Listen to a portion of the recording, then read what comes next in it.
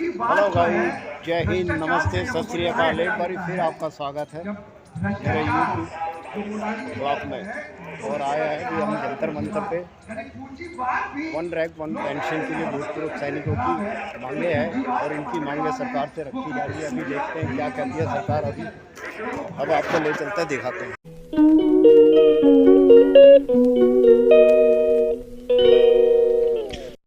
तो 8 इंक्रीमेंट लेके आ रहे हैं। आप उस 2004 से पहले वाले का कंपेरिजन उससे कर रहे हैं जो ज्यादा इंक्रीमेंट लेके आया, तो उनकी तो बढ़ोतरी होगी। आपके यहाँ पे जीसू 16 साल में बना, 20 साल में रिटायर हुआ, तो 4 इंक्रीमेंट लेके आया। आज के डेट में जीसू 20 साल में बनी नहीं रही। तो ये बताओ 20 साल के जीसू को कैसे कंपेयर करोगे, किससे कंपेयर करोगे? आपने तो कह दिया कि भाई पिछले जो अभी लेटेस्ट होंगे, लेटेस्ट में है ही नहीं। 24 साल में बन रहे हैं। उसमें भी एक पॉलिसी है कि हाँ जी, पहले जैसे होता था पे कमीशन टाइप, जब रिटायर होते थे तो मैक्सिमम जो स्केल का पेंशन होता था वहां से 50% होता था लास्ट पे से। आपने 6 पे कमीशन में उसको भी खत्म कर दिया। तो आप एक पेंशन को 28,000 दे रहा है, इसका मतलब गलत पॉलिसी तुम्हारी कुछ नहीं आया होगा। क्या गलत है? तुम लाखों रुपये पेमेंट देते हो, पॉलिसी वाले बनाते हैं, कई महीनों तक कमेटियां बैठती रहती हैं और फिर भी तुम गलत निकाल के ले आए।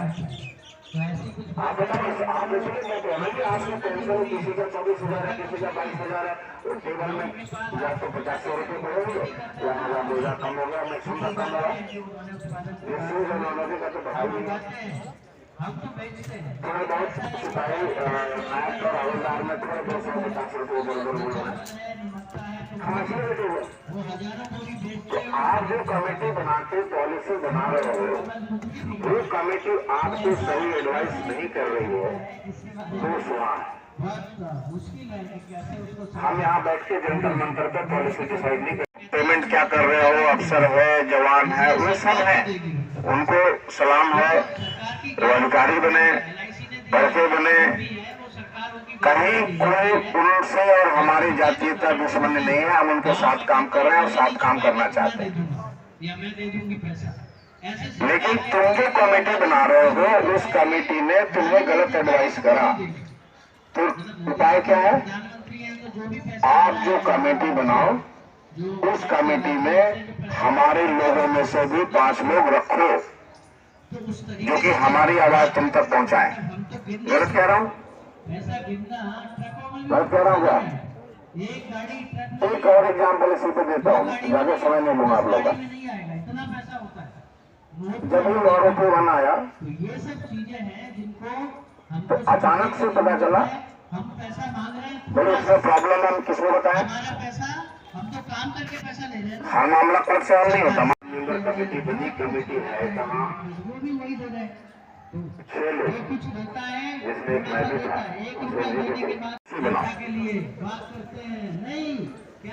एक और बड़ा इंटरेस्टिंग चीज है, थोड़ा समय ले लो, थोड़ा समय ले लो और 5 मिनट समय मैं समझाता हूँ। तो ओआरओपी के पॉलिसी के बाद ध्यान देना सभी लोग, और बहुत ही ध्यान से सुनना, टेक्निकल बात है।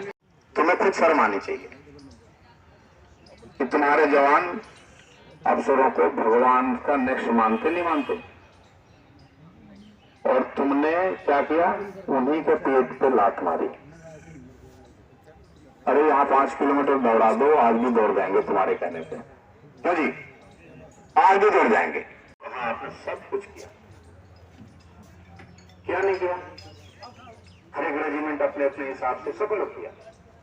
और तुम्हें तो ये चाहिए था, एक उनका जब ऑफिसर्स की ट्रेनिंग होती है तो एक चतुर्थ मोटो पढ़ाया जाता है। उसमें कहा जाता है नेशन फर्स्ट, पहला देश, दूसरा द पीपल यू कमांड, जिसको आप कमांड कर रहे हैं वो दूसरा होता है, और तीसरा इंश्योरेंस सेल। आप जवानों का 7वां दिन है धरना प्रदर्शन का, कहां तक पहुंची है आपकी लड़ाई और आगे की तैयारी क्या है? हाँ जी, आज हमारा 7वां दिन है। लड़ाई तो हमारा जो हमने साड़ी संयुक्त कमेटी ने जो डिसीजन लिया कि कंटिन्यू करना है जब तक सरकार हमारी बात सुनती नहीं है या हमारे ਜਿਹੜੇ इशू है वो नहीं मानती, तो बाकी आगे कंटिन्यू चलेगा। वो देखते हैं और सरकार को मौका देना चाहते हैं हम और कंटिन्यू चलेगा। देखते हैं कितनी देर सरकार हमारी बात नहीं मानती। जैसे कि हमारे को हमारे प्राइम मिनिस्टर के ऊपर है कि वो जवानों के प्रति को ना कुछ उनके दिल में है। जैसे जाते हैं होली दिवाली पे बॉर्डरों पे, तो हम भी तो वही जवान हैं जो बॉर्डरों पे ड्यूटियाँ करके आ चुके हैं। हमारे ਜਿਹੜੇ ਹੱਕੀ ਮੰਗਾਂ ਨੇ ਜਿੱਥੇ ਜਵਾਨਾਂ ਦੀਆਂ ਜਿਹੜੀਆਂ ਸਾਡੇ ਨਾਲ ਵਧੀਕੀਆਂ ਹੋਈਆਂ ਨੇ, ਅਨਦਸਰ ਹੋਈਆਂ ਨੇ, ਜੋ ਸਰਕਾਰ बनने से पहले 13 में जड़ी परिवारी रैली में जो मोदी जी ने हमारे साथ वादे किए थे कि मैं 1 रैंक 1 पेंशन दूंगा, जवानों को फ़ायदा होगा, लेकिन वो फ़ायदे तो हमारे को मिले नहीं है। तो सामने चार्ट लगे हुए हैं। इसलिए हम तो सरकार से वही गुजारिश करते हैं कि जो आपने वादे किए थे वादे नाम बनाए हुए हैं लाखों सैनिक, उस पर क्या बात करेंगे आप? उस पर क्या कहना चाहेंगे? देखिए वो जो बॉटम सिस्टम साइड सिस्टम का भी हमारा मुद्दा है, क्योंकि जो जब हमारा देश आज़ाद हुआ तो जो अंग्रेज़ों के टाइम के कानून चल रहे थे 1911 के आर्मी रूल, बाकी तो संविधान चेंज हो गया 1950 के विच, लेकिन हमारे जो आर्मी रूल ये चेंज नहीं हुए, वही है। क्योंकि अंग्रेज़ जो है हमारे को गुलाम समझते थे। अभी भी जो है कानून वही चल रहे हैं। अभी भी हमारे अधिकारी हमारे को गुलाम समझते हैं। हमने RTI पा के डिफेंस मिनिस्ट्री से जवाब मांगा था कि बताइए कि अधिकारियों को जेडे घर में इन्होंने नौकर बना के रखे अथराइज है, रिटर्न में हमारे पास सबूत है कि नहीं इनको अथराइज नहीं है। तो फिर तुम्हारे सामने ही है। पहले जो है साढ़े CDS उन्होंने भी बयान दिया था कि अफसरों के घरों में जो नजायज 2 लाख उन्होंने खुद माना था। 2 लाख की फौज तो अफसरों के घरों में है, तो गुलाम है, उनसे नजायज काम करवाए जाते हैं। जबकि हमारा जवान भर्ती होता है बॉर्डर के ऊपर लड़ने के लिए, ये अथराइज ही नहीं है आर्मी ऑर्डर के मुताबिक। तो फिर वो क्यों कर रहे हैं हमारे कारी? हमारा मुद्दा मांग है कि वो जो ऐसे भी भ्रष्ट अफसर जो हमारे जवानों को घर में बंदी बना के नजायज काम लेते हैं, उनके ऊपर भी कानूनी कार्रवाई होनी चाहिए। लगातार आत्महत्याओं की वारदातें आती हैं या ऐसी दुखद घटनाएं सामने आती हैं जिसमें जवान खुदकुशी कर लेते हैं, क्या उसका एक रीजन ये भी है, ये सिस्टम है जिससे जवान जिस देश प्रेम से जाता है देश की सेवा के लिए, जब उसको अलग तरह के काम करने पड़ते हैं तो उसकी जो अंदर से ईगो हर्ट हो जाता है या उस पर जो दिक्कतें आती हैं उस वजह से भी क्या दिक्कत होती है? इसके लिए हमारे एडवोकेट साहब बताएंगे। ऐसा है, आप पहली बात तो हम लोग मुद्दे से भटक रहे हैं।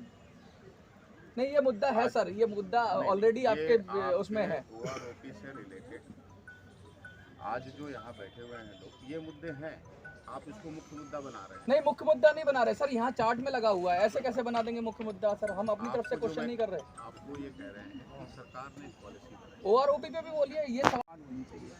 तो MSP पे क्या जद्दोजहद है आप? एक मिलिट्री सर्विस पे है, ये सिर्फ पे कमीशन से आया कि सिविल की बजाय जो मिलिट्री में हार्डशिप होती है, जो ग्लेशियर में, रेगिस्तान में, वहाँ माइनस तापमान में काम करता है और वहाँ उनको रहने की, खाने पीने की बहुत कठिनाइयाँ होती है और देश की खरीदारी करता है, तो कठिनाइयाँ बहुत भयंकर हैं। उसको देखते हुए हार्डशिप अलाउंस के रूप में सिविल काउंटर पार्ट से ये शुरू की गई थी। शुरू में पहले ये किया गया था 1000 दी थी जवानों की और 6000 रुपये दी थी अधिकारियों की। फिर बाद में करते करते इसको 2000 किया गया, 2000 और 6000 रुपये। 7वें पे कमीशन में इसको मल्टीपल करते हुए जवानों की तो होगी 5200 रुपये और अधिकारियों की होगी 15500 रुपये। हमारे साथ में आर्मी में MS में नर्सें काम करती हैं, उनका तो ना तो लड़ाई से सरोकार है, ना कि बॉर्डर से सरोकार है, ना कोई हार्डशिप है, वो खाली इंजेक्शन देना, दवाई देना काम करती है। उनको मिलिट्री सर्विस पे दिया गया 10,800 रुपये। तो कौन किसने गोली खाई है? किसने देश के लिए बलिदान दिया है? आप भी बताइए, मैं आपके माध्यम से पूछना चाहता हूँ किसका अधिकार बनता है? आप क्या कहना चाहते हो, कुछ आपके मन में है? मैं MSP पर ये बोलना चाहता हूँ कि सर्दी है वो ऑफिसर को भी उतनी लगती है और एक जवान को भी उतनी लगती है, जबकि ऑफिसर तो रूम के अंदर रहता है, उसकी कोई नाइट ड्यूटी नहीं होती है। महीने में एक बार ड्यूटी अफसर भले ही लग जाओ, और जवान पूरी रात 4-4, 6-6 घंटे खड़े रहते हैं।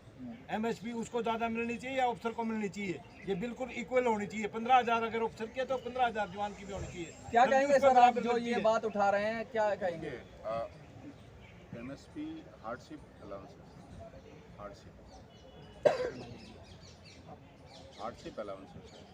अलाउंसेस में आप इस तरह से नहीं कर सकते कि एक जिसको हार्डशिप से कोई लेना देना नहीं, जो जैसा कि उन्होंने बताया, जैसे नर्सेज की बात की, उसको आप 10,800 दें, और एक सिपाही भी 5,100 पे है, और एक सूबेदार मेजर भी 5,100। सवाल सुनिए सर। पहले जो हमने पहले अभी तक जो सुना है कि अफसर की टांग सोने की और जवान की मिट्टी की है, क्या अगर जब चोट लगेगी तो वो जवान को भी उतनी लगेगी, उतनी सूबेदार को लगेगी? सर ये बात आपका खुद ही काउंटर हो जाएगा, ऐसे कहेंगे? आप एक क्वेश्चन गलत कर रहे हो। ये एमएसपी से रिलेटेड नहीं है जो आपने बोला। नहीं, वो है डिसेबिलिटी पेंशन। अच्छा ठीक है, ठीक है। डिसेबिलिटी पेंशन जी अलग चीज है। अच्छा, वो मिलिट्री सर्विस पे अलग चीज है। अच्छा, डिसेबिलिटी जो है आप बताइए सर। वो हमने ऑलरेडी दफ़ा बता चुके हैं कि कई दफ़ा, क्योंकि यार डिसेबिलिटी है ना, वो जैसे यूरोप कंट्री में बराबर है, ऐसे ही यहाँ हम भी मांग कर रहे हैं कि डिसेबिलिटी बराबर होनी चाहिए। वो जरा रिस्क जी पे है हमारी, वो भी बराबर इक्वल होनी चाहिए। अच्छा, बस। तो मतलब ये आप कहना चाह रहे हो कि इक्वल पे होना चाहिए। और क्या कहना चाह रहे हो, क्या संदेश देना चाहोगे आज जो आपने ये पीसी रखा है और लगातार बढ़ता ही जा रहा है आंदोलन? में देख रहा हूँ कि बहुत विस्तृत होता जा रहा है और बहुत इसकी रीच हो रही है। गांव-गांव से लोग कमेंट कर रहे हैं, बात कर रहे हैं, इस पर विषय पे चर्चा कर रहे हैं। क्या संदेश देना चाहेंगे? कोने जनता जो साबका सैनिक वीर नारी आईया ने, अरे इसके बाद अगर कॉल देंगे ना, जहाँ दिल्ली में जगह नहीं मिलेगी, इतना हमारा जड़ा पूरे देश के साबका सैनिक अभी जाग चुके हैं। किसानों जैसा हुआ था। किसान आंदोलन। एक आखिरी सवाल सर, तो आपने अपने पोस्टों को लेकर कहा भ्रष्टाचार, इस समय जितना भ्रष्टाचार भारतीय फौज में है उतना सरकार ने पसंद नहीं किया, इस पर क्या कहें? इसमें तो यही है, हमने बता दिया कि लेकिन अभी हमारा जो मेन जड़ा मोटो है, हम ORP के लिए आए हुए हैं, लेकिन वो ठीक है, वो भी भ्रष्टाचार है। भ्रष्टाचार वही है कि जो नजायज़ चीज़ हमारे साथ हो रही है, जो आर्मी रूल में नहीं है, आर्मी कानून में नहीं है, तो वो अगर करवा रहे हैं अफसर तो भ्रष्टाचारी है। जी तो बोलो। OROP किसके लिए दी थी जी?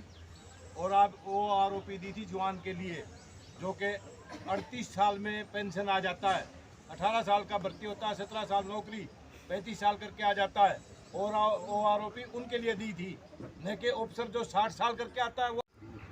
जब भी टीवी पे डिबेट हो या पेपरों में हो, किसकी तस्वीर सामने आती है? आपको जब भी कोई मीडिया पे कोई अच्छे लोग बैठे जिक्र करते हैं तो बताते हैं हमारा सिपाही, हमारा हवलदार, हमारा, ठीक कहता है। और ये कह के आपने OROP को जस्टिफाई किया।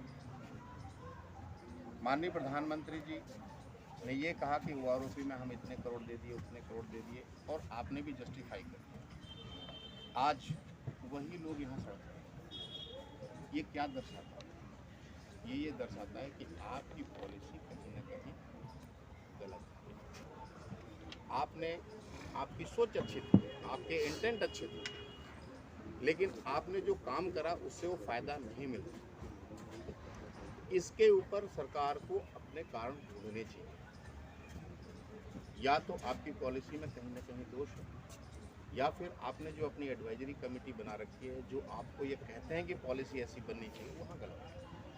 हमारे भी कुछ नुमाइंदे वहाँ रखिए, बहुत ऐसे हैं जिनकी जानकारी होती है। ये बड़ा यकीन प्रश्न है और मैं चाहूँगा सर बोलें। मैं बोलता हूँ, ठीक है, मानते हैं, हम नहीं इससे इनकार कर रहे कि सरकार ने नहीं दिया। सरकार ने दिया है बजट का बहुत बड़ा हिस्सा, लेकिन वो बजट का जो बंदरबाट होगी, बंदरबाट जिनको मिलना चाहिए था उनको नहीं मिला। जो 3% अधिकारी है उसका ज़्यादा पैसा मिला, ये मानेंगे? पैसा मिला मानते हैं, लेकिन पैसे की बंदरबाट हुई है, ये हमारी सरकार को सोचना है। जो हमारे बड़े बड़े दिमाग वाले बैठे हैं ना, IAS अधिकारी, जो कमेटियां बना के डिसीजन लेते हैं, ये उनको डिसीजन करना चाहिए था कि मेरे जवानों को धोखा सरकार ने नहीं किया, अफसरों ने किया है। नहीं, अफसरों ने नहीं किया, पॉलिसी तो सरकार बनाती है, लेकिन हम अफसरों द्वारा या सब ये लोग हमारे जवान होते नहीं है जो बता पाए कि हमारे लिए हमारे को ये मिलना चाहिए। वहाँ पर हमने अधिकारी जाते हैं और हमने भी जो एजुकेशन हुआ अधिकारियों का साथ दिया, तो लेकिन अधिकारियों ने देखो, अधिकारियों ने हमारा, आप बताइए है कि आप अपना स्थान ग्रहण करें,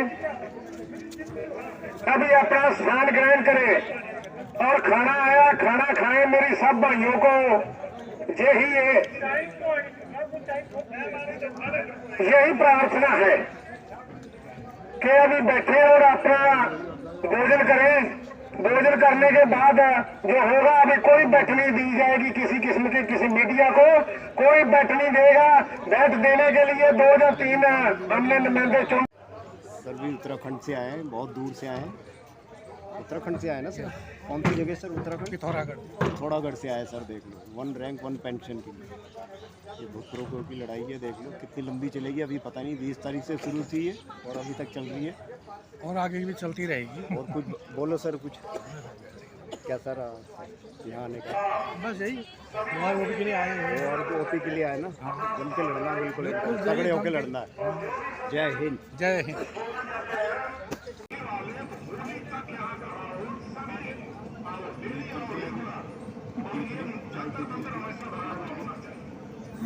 ये देखो चाय पी। हेलो गाइस, आज का वीडियो हम यहीं पे समाप्त करते हैं और निकलते हैं घर की तरफ। जब तक आप अपना ख्याल रखें, take care, bye bye. Channel पे नए हो तो लाइक कर देना, शेयर कर देना, सब्सक्राइब कर देना। वीडियो कैसे लगे कमेंट में ज़रूर बताना और आपका प्यार मिलते रहे भाइयों। इसी तरीके से तो हम आगे और अच्छी अच्छी वीडियो डालेंगे। और जब तक के लिए बाय, टेक केयर।